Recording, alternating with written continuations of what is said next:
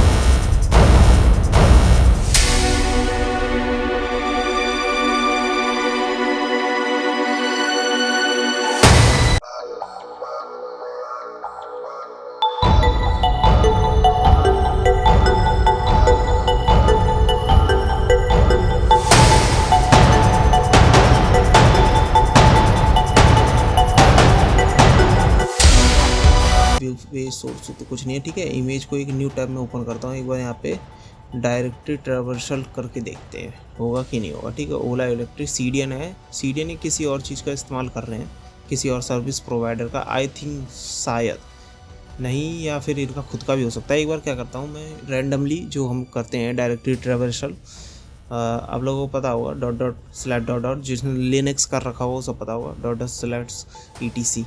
अगर होता तो etc और पासवर्ड ये सब भी देखने को मिल जाता है, चूँकि नहीं था, मिसकॉन्फ़िगर्ड नहीं है। अगर मिसकॉन्फ़िगर्ड होता तो मिल जाता। ठीक है, अब